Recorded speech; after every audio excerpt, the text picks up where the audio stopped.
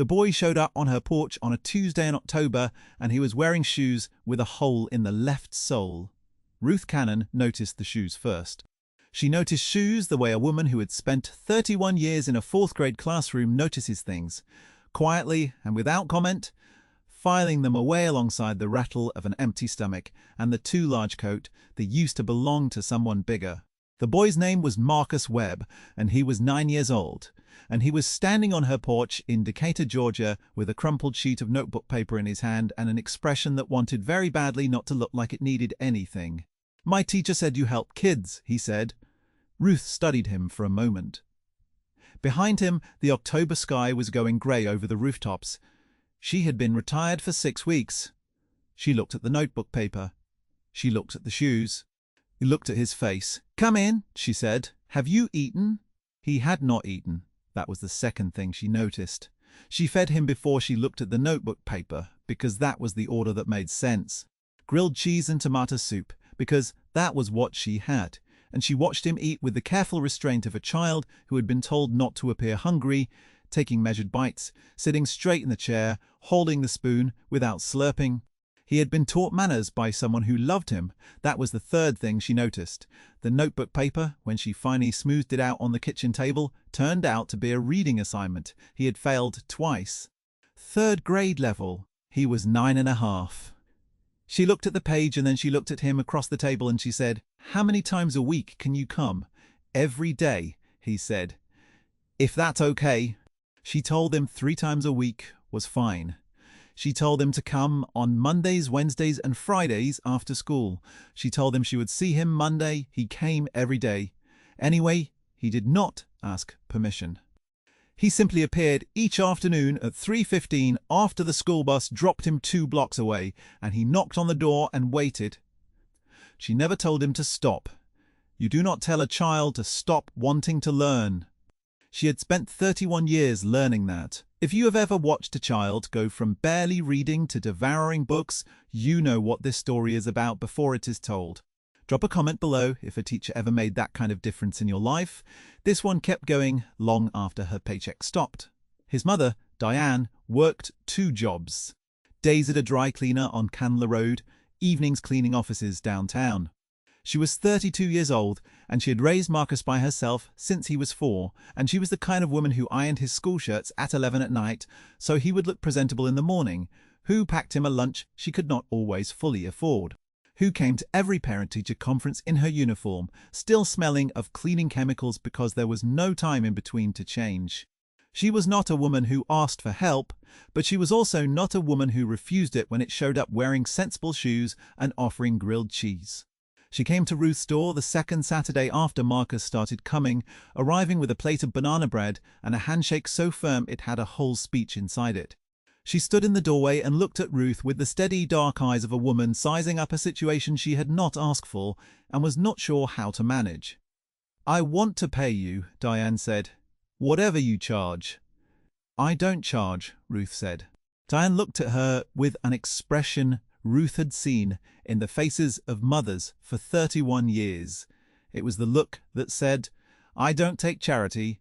I have never taken charity. I have worked every day of my adult life, and I will work every day until I don't. And I will not have my son become something someone else gets credit for."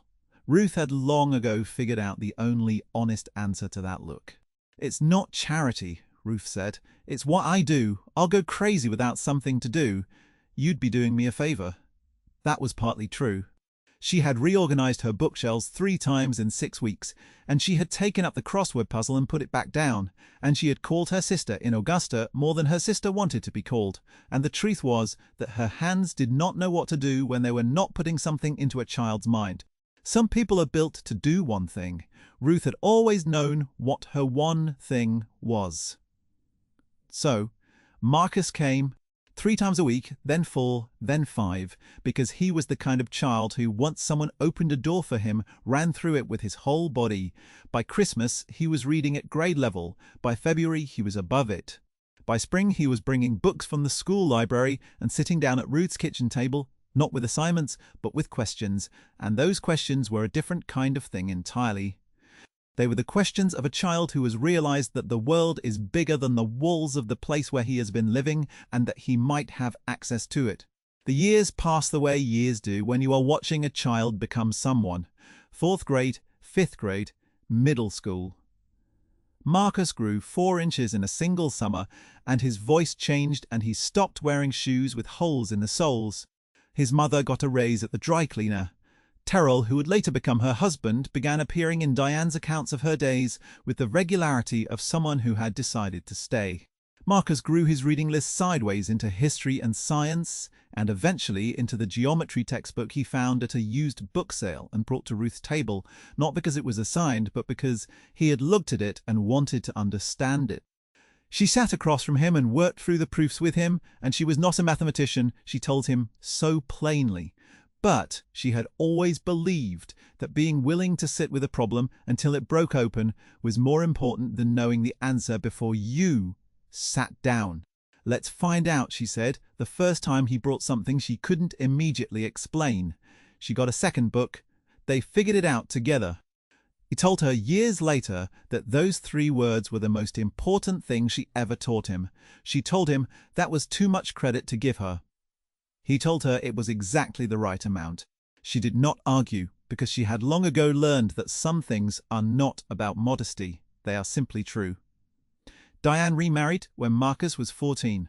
Terrell drove a delivery truck for a regional grocery company and was a quiet man who came to Ruth's door the first time he picked Marcus up and took his hat off in the threshold and said, "Thank you, ma'am." And she could hear in those 3 words that he understood what she had given and what it had cost her, exactly nothing, and that he was grateful for both. High school arrived and Marcus filled out and grew serious in the way that adolescence sometimes mercifully shapes a child who has been paying attention. He wore it well. He was still coming to Ruth's table, less frequently now because his schedule was demanding, but the nature of what he brought had changed. He was no longer bringing assignments he needed to complete. He was bringing ideas he needed to think through, arguments he had been turning over, things he had read that seemed to contradict other things he had read, and he wanted to sit with someone who would engage them with him, honestly, instead of just telling him he was smart. Ruth engaged with him. Honestly, she told him when she thought he was wrong. She told him when she thought his thinking was sloppy. She told him when he was brilliant, which was less often, because flattery does not make you better at anything, and she had always cared more about making him better than making him feel good. He understood the difference and was grateful for it in the way that students are sometimes grateful for rigor years after it has passed, when they can see what it built. He was in advanced placement courses by junior year. He was the kind of student his teachers wrote recommendations for with genuine feeling, not the flat competent letters of obligation, but the kind where they reached back for specifics, where they named scenes they had witnessed. He applied to 9 colleges. He was accepted at 7. The first call he made was to his mother. The second was to Ruth. He called from the kitchen at home on a February afternoon, still holding the acceptance letter from Georgia State, and when she answered, he said, "I got in," and then for a moment neither of them said anything. And the silence was so full of everything that had happened in the years since a crumpled notebook paper on a kitchen table that words would have been a reduction. "I know," she said finally. "I never had a doubt." She was 64 years old by then. Her knees reminded her of their existence every morning in a way they had not when she was 40, and her husband, Earl, who had been a steady and kind man through 37 years of marriage, had died of a heart attack 2 years prior. The house on Maple Street was quieter than it had ever been. She kept the kitchen table clear now, the way you clear a table when no one is coming, and some evenings she sat at it with a cup of tea and was aware of how much room there was. Marcus called on Sundays, usually in the evening after whatever the day had been for him, and they talked about his week and his reading and his courses, and she listened with the full attention she had always given him, and those calls were the shape her week was built around in a way that she would not have admitted to anyone and did not need to. He graduated from Georgia State in 4 years with a degree in civil engineering. He had worked 20 hours a week at a grocery warehouse to make up what the partial scholarship did not cover, and he had kept his grades high anyway, because once he decided to do something, he was constitutionally incapable of doing it halfway. She went to the graduation. Diane drove her, and they sat together in the arena with their programs fanning their faces in the May heat. And when they called his name, he crossed the stage and looked out into the crowd and found them both. And Ruth could see across the distance that he was holding himself very carefully. She knew that feeling. She had had it 31 years ago at her own graduation, the one where she crossed a stage with her teaching certificate, and understood for the first time that the thing she had been moving toward all her life had a shape. He went to work for a construction firm in Atlanta. He was good at it immediately, which was not surprising to anyone who had watched him look at a geometry proof at 13 with the concentration of someone disassembling a lock. He understood how load and structure moved together, how a plan on paper became a thing in the world, how materials had properties that either served a design or broke it. He was the kind of young engineer that senior colleagues trusted on the job site because he asked questions before he made mistakes rather than after, and because he did not pretend to know things he did not know. He was promoted in 18 months. He changed firms at 26 to one that worked on larger commercial projects, office buildings, and school renovations and hospital additions. He worked long hours with the willingness of someone who has always known that the alternative to long hours is falling back, and falling back was not something Marcus was constitutionally able to do. He was still calling Ruth on Sundays. She still listened. He told her about the projects, and she asked about the people, because she had always found the people more interesting than the projects, and he had come to understand that this was not a limitation of her imagination, but a particular kind of wisdom. He changed again at 30 to a firm that was his own in partnership with two classmates from Georgia State who had the same hungry certainty. He did. He called Ruth when he signed the partnership agreement. It was late, nearly 10, and she had been in bed with a library book, and she could hear the sound of a celebration somewhere behind him, glasses and voices, and he had stepped out to call her. "I wanted you to know first," he said. "You've been working toward this a long time," she said. "Yeah," he said. And then, after a pause, "Do you know that I think about that porch sometimes when something is hard, that I showed up at a stranger's door and you just let me in?" "You weren't a stranger," she said. "I was," he said. "You just didn't treat me like one." She held the phone for a moment and looked out her bedroom window at the dark of the street and thought about the shape her life had taken, the 31 years of fourth graders and the quiet evening since, and the way you never know which door you open is the one that keeps going.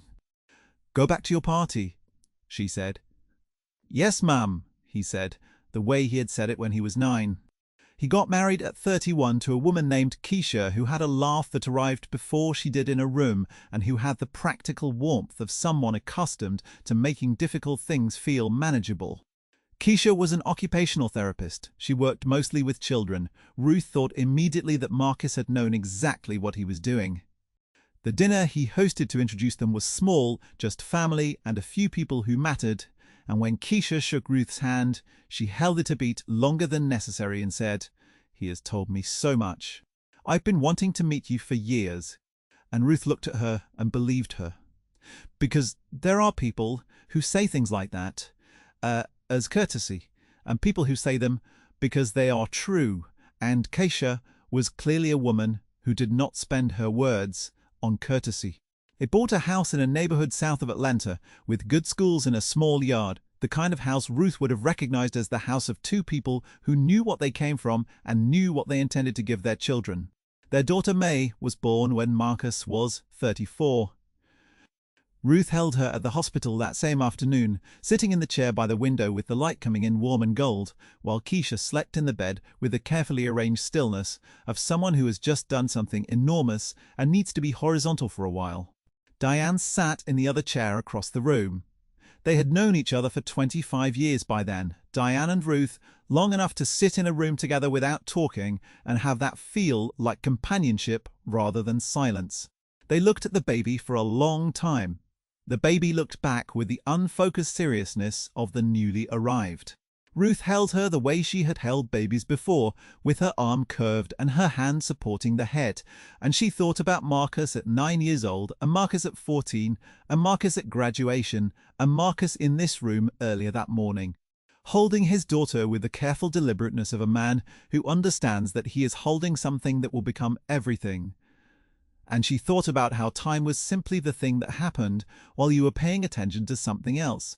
Diane looked up from across the room, and their eyes met, and neither of them said anything.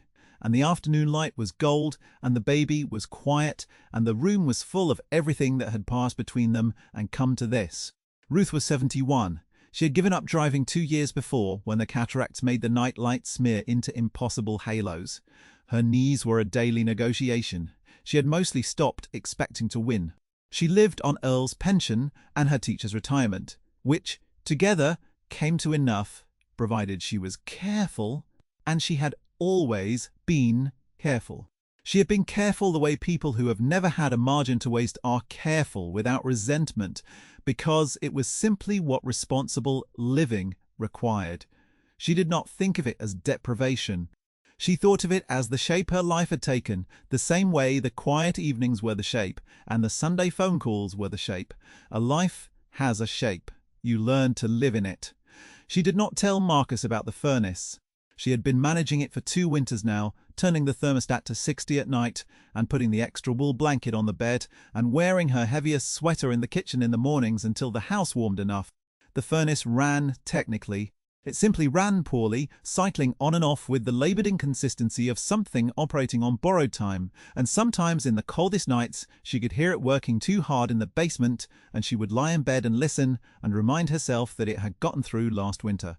The repair estimate had been $4,200. She had called 2 different companies to be sure, and they had agreed within $200, which meant it was not a matter of being told the wrong number. She had looked at the figure for a while and done the arithmetic against what she had in savings and what she preferred to keep in savings as the margin that stood between her and something she could not manage, and she had decided she would address it in spring when the worst was behind her.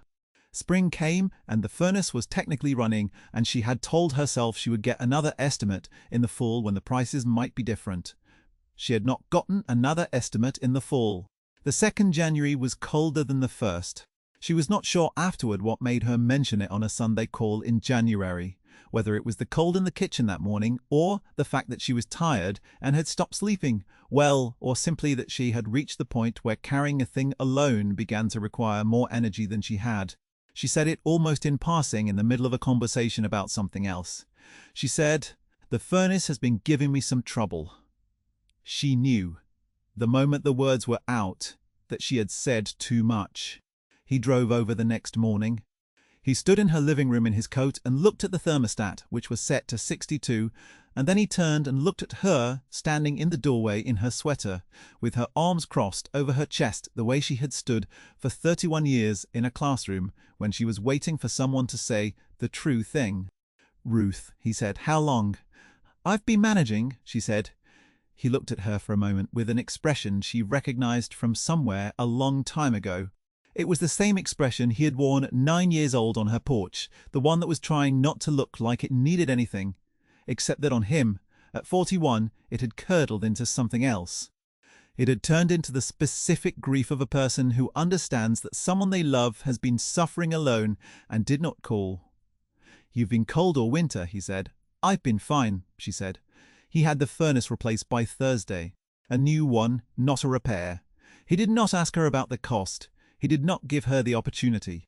She tried once to bring it up, and he looked at her with calm, steady eyes and said, "We're not discussing that," in a tone she recognized because she had used it herself, across a kitchen table 32 years ago, to a woman who had insisted she could not accept help for her child. Ruth looked at him for a moment. "You learned that from me," she said. "I learned everything from you," he said. She thought about that for a long time after he left. She thought about how things travel. She thought about how a thing you say at a kitchen table in 1993 can show up in a tone of voice in 2034 in the same room, carrying itself across the decades like a seed that germinated out of view and grew into something she could now stand in the shade of. She found out about the project the way she found out about most things Marcus was planning, which was, gradually, from Keisha, who was incapable of deception, but deeply capable of technically accurate misdirection. Keisha called her in the spring and said, I'm not supposed to tell you anything, so I'm not going to tell you anything. But I think you should know that he's been spending a lot of evenings on the phone with his business partners and a lot of weekends in Decatur looking at buildings. Ruth sat with that. She thought about the conversations she and Marcus had had over the years, about the neighborhoods they both knew, about the children she had seen and the ones she had not been able to reach, about what it would take to catch a child at the right moment and hold the door open long enough. She thought about a conversation 3 years prior, when May was just born, when Marcus had said, quietly, sitting at Ruth's kitchen table for the first time in years, "I keep thinking about how different it would have been if you hadn't been there, if you'd been busy that Tuesday." He had looked at the table. "I think about how many kids there are who didn't have a Tuesday." She had told him she was just one person. "I know," he had said, "but one person was enough." The invitation came in September. Marcus called on a Friday morning and said, "I need you to come somewhere with me on Saturday. I'll pick you up at 10 o'clock. Dress comfortably." She asked where they were going. He said, "You'll see when we get there." She had known him for 32 years and she had never known him to lie to her, so she said yes without pressing further. He picked her up with Keisha in the front seat and May in the back. May, who was 6 and who was wearing a yellow dress, and who informed Ruth upon her entry into the car that she looked very beautiful today, with the absolute authority of a child who has strong aesthetic opinions and is not shy about them. Ruth thanked her and settled in next to her, and they drove. They drove through Decatur. Through streets Ruth had known since she was younger than Marcus was now, past the school, past the house where her friend Geneva had lived for 40 years, past the bus stop where she had waited in the years before she drove. With a canvas bag of graded papers in the early morning cold, they turned onto a street that was partly new, one of the developments that had gone up on the lots that used to be empty, and Marcus pulled into a parking lot and stopped the car and sat still for a moment with his hands on the wheel. Ruth looked through the windshield at the building in front of her. It was single-story, long and low, and built of warm red brick with wide windows along the front. Through the glass she could see inside the rows of desks, small desks the size children use. Bookshelves along the walls, full. Bright overhead lights. The parking lot was new. The landscaping along the front walk was new. Everything about it was clean and deliberate and chosen. And above the door, in letters she could read from where she sat, was a sign. She read it once. She read it again. The Ruth E. Cannon Learning Center. She put her hand over her mouth. She sat very still. She was aware of the car being quiet around her, of Keisha not saying anything, of Marcus not saying anything, of Nay reaching over and taking her free hand and holding it with both of hers, which was the kindest thing anyone had done for her in a long time. She got out of the car because she needed to stand up. She needed to feel the ground under her. She stood in the parking lot of the Ruth E. Cannon Learning Center in Decatur, Georgia, on a September morning with the sun warm on her face, and she looked at the building until she could see it clearly. May came and stood beside her and took her hand. May was 6 and she was wearing a yellow dress, and she held Ruth's hand with the instinctive simplicity of a child who sees an adult who needs to be holding something, and that was the thing that allowed Ruth to begin breathing normally again. "Do you like it?" May asked. Ruth looked at the sign above the door and looked at the wide windows with the morning light falling through them, and looked at the bookshelves inside, visible through the glass. "Yes," she said. "I like it very much." May nodded as if this confirmed something she had already concluded. Marcus came and stood beside her. He told her about it then, quietly, the way he said all important things. He had spent 3 years on it. The land, the financing, the design, the staffing. He had wanted the right location, the right building, the right structure, so it would not collapse in 2 years when the enthusiasm ran out. He had hired a director, a young woman named Priya, who had come from a successful tutoring non-profit in Atlanta, and who had the particular organizational intelligence to make something like this actually run. They had enrolled 47 children from the surrounding neighborhoods, all of them under 13, all of them identified by their elementary schools as reading below grade level or at risk of falling further behind. Completely free. After school, tutoring, reading, mathematics, everything. Every afternoon, no means test, no application, no barrier. You showed up and someone was there. 3 years, Ruth said. I didn't want to tell you until it was real, he said. You always said, don't promise what you can't yet keep. She had said that. She had said it because she believed it, and she had believed it because she had seen too many children promise things that never arrived, and she had watched what that did to a child's ability to trust the next promise. You kept it, she said. I tried to, he said. She walked through the building. Priam met them at the door and shook her hand and said, We've been looking forward to this. He talks about you all the time. Ruth said he exaggerated. Priya said he really did not. She showed Ruth the classrooms, 4 of them, each with bookshelves along 2 walls. The shelves full of the kind of books Ruth would have chosen herself, current and interesting and sorted by level without being labelled by level, because she had always believed that you do not put the level on the spine where the child can see it. Keisha chose most of them, Marcus said. Keisha has excellent judgment, Ruth said. She met the tutors, 4 of them, all young and capable and carrying the particular energy of people who have chosen work they actually want to do. She asked them questions. She could not help asking questions. They answered with the detail of people who had been prepared for the asking, and she understood that Marcus had told them she would want specifics, that she was the kind of woman who did not accept impressions when facts were available. There was a room at the back that Marcus walked her to last. It was smaller than the classrooms, quieter. A table and 4 chairs. A window that looked out on a small courtyard garden where the beds were bare in September, but clearly planted with something. Perennials, she thought, the kind of things that would come back year after year. The room had good light. It had bookshelves, 2 of them, waiting. On the table there was a framed photograph. She recognized it before. She was fully across the room. Marcus at 14, sitting at her kitchen table, a geometry textbook open in front of him, his head bent and then lifted, caught in the moment of looking up, and on his face the exact expression of someone who has just understood something he had been working toward, that particular unguarded brightness that children have when a thing finally opens. She had taken that photograph herself with the small camera she carried in those years. She did not know it had survived. My mother found it, Marcus said, in a box she'd kept from Candler Road. She didn't know it was there. She called me and she was crying. And I drove over and looked at it, and I knew what I wanted to do with it. Ruth stood in front of the photograph for a long time. She thought about the kitchen table. She thought about the notebook paper and the hole in the shoe and the grilled cheese and how none of it was exceptional, how it was simply what you did when a child appeared on your porch with something he needed and you had it to give.